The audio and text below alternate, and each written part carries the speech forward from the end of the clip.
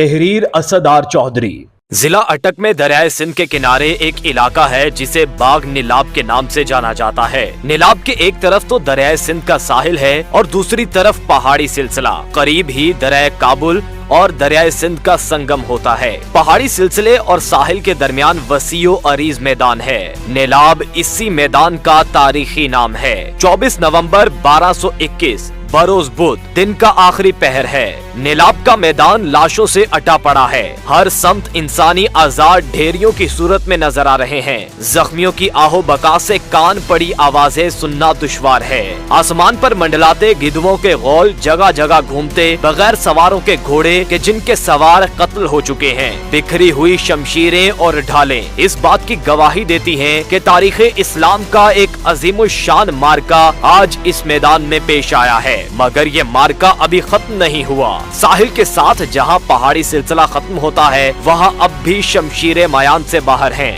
گھوڑے پر سوار ایک آہن پوش جوان مرد اب بھی دشمن سے مد مقابل ہے۔ شمشیر زنی کا مقابلہ جاری ہے۔ سوار اگرچہ مکمل طور پر جنگی لباس میں ہے مگر اس کی وجاہت دلیری اور اس کے گرد موجود حفاظتی دستہ اس بات کی نشاندہی کرتا ہے کہ یہ سوار اپنے لشکر کا سالار ہے۔ دفاتن قریب موجود زخمیوں میں سے ایک عورت نکل کر چلتی ہے۔ جلال جلال تجھے اللہ کا واسطہ ہے، ہمیں قتل کر دے، جلال ہمیں تاتاریوں کی قید سے بچا لے۔ یہ سالار سلطان جلال الدین خوارزم شاہ ہے، صدیوں پرانی سلطنت خوارزم کا سلطان جو کئی سال سے تاتاریوں سے مد مقابل ہے۔ جلال الدین نے کئی دفعہ تاتاریوں کے لشکر کو شکست سے دوچار کیا مگر اس دفعہ تاتاریوں کا سالار چنگیز خان بذات خود اس کا مد مقابل ہے۔ چنگیز خان صحرائے گوبی سے یلغار کرتا اور سلطان جلال الدین کا تعاقب کرتا دریائے سندھ کے کنارے اس وقت سلطان سے برسرے پیکار ہے۔ شاہی خیمہ سے پھر اس عورت کی صدا آتی ہے۔ یہ خاتون سلطان کی والدہ ہیں اور خیمے میں سلطان کی ازواج اور شاہی خاندان کی دیگر عورتیں اور بچے ہیں۔ انہیں نظر آ رہا ہے کہ سلطان جلال الدین کو شکست ہو چکی ہے اور وہ مٹھی بھر سپاہیوں کے ساتھ تاتاریوں سے زیادہ دیر تک نہیں لڑ سکتا۔ شاہی خواتین چنگیز خان کی قید میں جانے سے مر جانا زیادہ بہتر سمجھتی ہیں۔ سلطان شیشو پنج میں مبتلا ہے کہ خونی رشتہ داروں کو اپنے ہاتھ سے وہ کس طرح موت سے ہمکنار کرے۔ سلطان کے محافظ سپاہیوں کی تعداد گھٹتی جا رہی ہے اور تاتاریوں کا گھیرا تنگ سے تنگ ہوتا جا رہا ہے۔ سامنے ہی ظلم و ستم کی پہچان چنگیز خان کھڑا ہے اور وہ اس آخری مارکا آرائی کو دلچسپی سے دیکھ رہا ہے۔ اس کا حکم ہے کہ سلطان کو زندہ گرفتار کیا جائے، اسی لیے تاتاری سپاہی سلطان کو تھکا کر گرفتار کرنا چاہتے ہیں۔ شاہی خیمے سے سلطان کی والدہ کی صدا ایک دفعہ پھر بلند ہوتی ہے۔ اس دفعہ سلطان جلال الدین فیصلہ کر لیتا ہے، وہ شاہی خیموں کی طرف بڑھتا ہے اور پھر تاریخ ایک عجیب منظر دیکھتی ہے۔ سلطان شاہی خواتین کو جس میں اس کی والدہ اور بیویاں شامل ہیں یکے بعد دیگرے دریائے سندھ کی موجوں کے سپرد کر دیتا ہے۔ اہل و عیال سے بے پرواہ ہو کر سلطان ایک بار پھر تاتاریوں کی افواج سے نبرد آزما ہو جاتا ہے۔ اس کے ساتھیوں کی تعداد کم ہوتی جا رہی ہے، تاتاری سپاہیوں کا گھیرا تنگ ہوتا جا رہا ہے۔ سلطان کے پیچھے دریائے سندھ کی موجیں ہیں، سامنے کی طرف تاتاریوں کا لشکر سیلاب کی مانند بڑھتا جا رہا ہے۔ سلطان لبے دریا چٹانوں کی بلندی پر چڑھ جاتا ہے۔ چٹان پر موجود جلال الدین اپنا تھکا ماندہ گھوڑا تبدیل کرتا ہے، تیر اندازوں سے محفوظ رہنے کے لیے ڈھال کمر پر لٹکا لیتا ہے، نیزہ ترکش اور کمان ساتھ لیتا ہے۔ ایک مسکراتی نگاہ چنگیز خان کی طرف ڈالتا ہے جو سلطان کو زندہ گرفتار کرنے کی فکر میں ہے۔ اس سے پہلے کہ چنگیز خان سلطان کا ارادہ بھانپ لے، سلطان گھوڑے کو چابک رسید کرتے ہوئے خطرناک بلندی سے دریائے سندھ کی سرکش اور تیز و تند موجوں میں چھلانگ لگا دیتا ہے۔ موجوں میں گرجدار آواز پیدا ہوتی ہے، پانی کئی فٹ اوپر اچھلتا ہے۔ چند ثانیوں کے لیے سلطان پانی میں غائب ہو جاتا ہے مگر اگلے ہی لمحے سلطان جلال الدین گھوڑے کی پشت سے چمٹا نظر آتا ہے۔ نومبر کا مہینہ ہے، دریا کا پانی یخ بستا ہے، اوپر سے سلطان کا جسم زخموں سے چور ہے مگر سلطان کمال ہمت کا مظاہرہ کرتے ہوئے گھوڑے کی پشت سے چمٹا رہتا ہے۔ وفادار گھوڑا اپنے سوار کو لے کر तैरते हुए किनारे की तरफ बढ़ने की कोशिश करता है। पानी की लहरें कभी उसे साहिल के करीब कर देती हैं तो कभी दूर। लहरों से लड़ते हुए आखिरकार सुल्तान का घोड़ा दूसरे किनारे पर पहुंचने में कामयाब हो जाता है। किनारे पर पहुंचकर सुल्तान अपना नेजा जमीन में गाड़ देता है और एक निगाह दूसरे किनारे पर मौजूद फातेह मगर बेबस चंगेज खान के चेहरे पर डालते हुए एक कहकहा बुलंद करता है। वो चंगेज खान जिसका नाम जुल्म सितम की इलामत है, वो जिस सुल्तान की मौत की तमन्ना लिए दरिया सिंध तक का सफर तय करके आया, वो सुल्तान उसकी आंखों में आंखें डाले कहकहा लगा रहा है। अजीब मंजर है। इंसानी खोपड़ियों के मीनार बनाने का शौकीन चंगेज खान शायद इससे पहले इतना बेबस कभी ना हुआ हो। जंग जीत कर भी वो सुल्तान पर काबू पाने में नाकाम रहा है और सुल्तान दरिया के दूसरे किनारे पर बैठा कहकहा लगा रहा है। चंगेज खान के मुंह से बेसाख्ता निकलता है, बेटा हो तो ऐसा हो। वो बाप बड़ा खुशकिस्मत है कि जिसका बेटा इतना बहादुर है। सुल्तान जलालुद्दीन वो जवान मर्द है कि जिसने मंगोलिया से उठने वाले तातारी सिलाब के आगे बंद बांधने की कोशिश की। चंगेज खान की क़यादत में मुनज़्ज़म होने वाली तातारी वहशी कबाइल इस वक्त की आबादी दुनिया की तकरीबन आधे हिस्से को तबाह कर गए थे।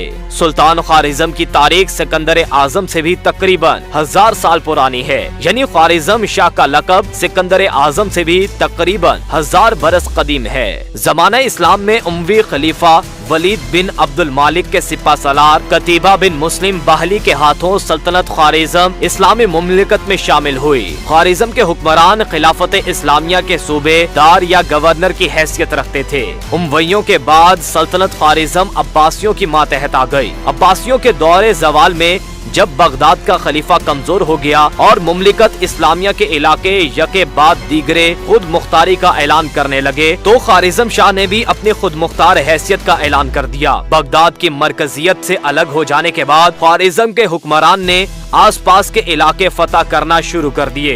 खिलाफत अब्बासिया के इलाके जो मरकज कमजोर होने के सबब आजाद हो गए थे वो रफ्ता रफ्ता सल्तनत ख्वारिज़्म में शामिल होते गए। ख्वारिज़्म की सरहदें वसी होती चली गईं और आखिरकार 1200 में सुल्तान अलाउद्दीन मोहम्मद शाह के ख्वारिज़्म शाह बिन जाने के बाद सुल्तान ख्वारिज़्म की सरहदें तेजी से वसी होने लगी। मावरा अल नहर के अक्सर इलाके जिनमें समरकंद, बुखारा, कोकंद, तरमेज, बल्ख, ताशकंद और फरगाना वगैरह शामिल थे और गंज की सल्तनत के अंदर आ गए। अलाउद्दीन मोहम्मद ख्वारिज़्म शाह ने तरकान खता के खिलाफ अजीम कामयाबी हासिल की। इसी तरह सल्जूकी तुर्कों की मकबूजात भी ख्वारिज़्म शाह के पास आ गयी। उधर अफगानिस्तान की गौरी सल्तनत का सुल्तान शहाबुद्दीन गौरी इस्माइली बातनी फिरका हसन बिन सबा के फिदाइयों के हाथों शहीद हो गया। इस तरह गौरी सल्तनत इंतशार का शिकार हो गई और फिर ख्वारिज़्म शाह ने अफगानिस्तान पर हमला करके गौरी सल्तनत पर फिर कब्जा कर लिया।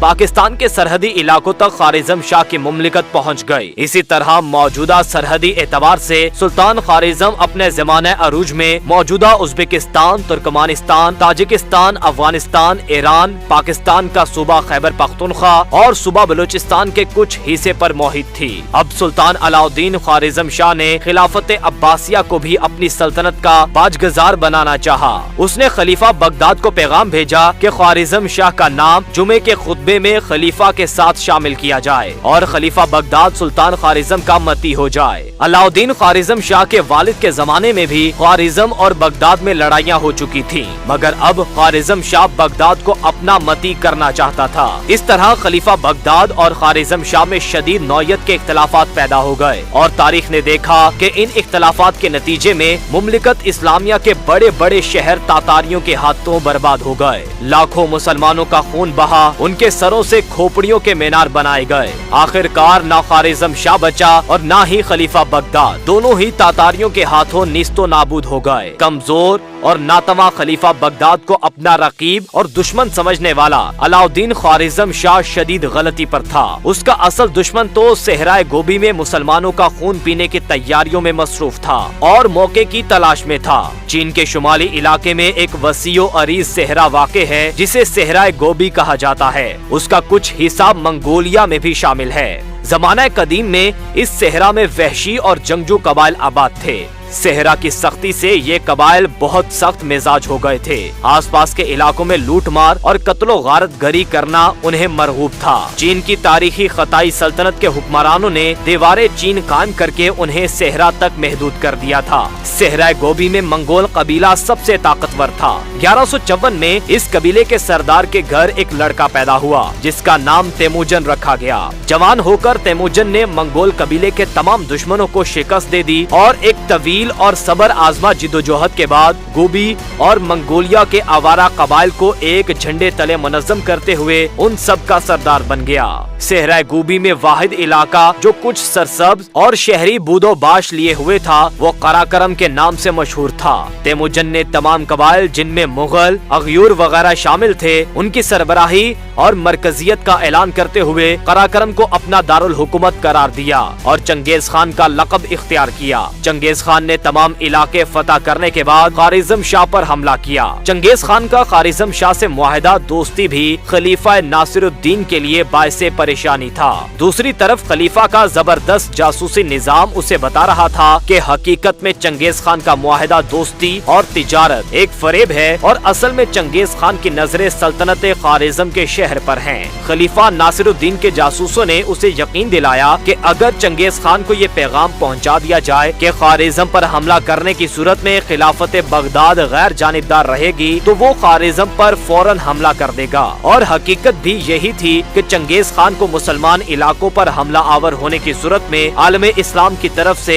मुश्तरका मुजाहमत का शदीद खौफ लाहक था। इस पस मंजर में खलीफा बगदाद नासिरुद्दीन ने वो इकदाम उठाया जो उसके मनसब के शायाने शान हरगिज़ न था। ख्वारिज़म के सुल्तान से लाख खतरा सही मगर वो बहरहाल मुसलमान हुक्मरान था और इससे मामलात गुफ्तो शनीद से हल करना बेहतर था। मगर खलीफा बगदाद ने कराकरम एक सिफारती वफ्द रवाना किया और एक खलीफा पैगाम चंगेज खान को भिजवाया कि अगर वो ख्वारिज़म पर हमला आवर होगा तो बगदाद की खिलाफत इस ज़मन में गैर जानिबदार रहेगी। यानी खलीफा ने चंगेज खान को आलम इस्लाम पर हमला आवर होने की दावत दी और इस बात की यकीन दहानी कराई कि बगदाद की खिलाफत जो आलम इस्लाम का सियासी मरकज है इस सिलसिले में खामोश रहेगी। उधर खलीफा बगदाद साजिशों में मसरूफ अमल था। उधर ख्वारिज़म शाह की हमाकत ने उससे वो काम करवा दिया जिसने आलम इस्लाम के वसी रकबे पर तबाही और बर्बादी की दास्ताने रकम कर दी। ख्वारिज़म शाह ने चंगेजी कासिद का कत्ल कर दिया। चंगेज खान को इस वाक़े की इत्तला हुई तो उसने अपना सिफारती वफ़द ख्वारिज़म शाह के दरिया में भेजा।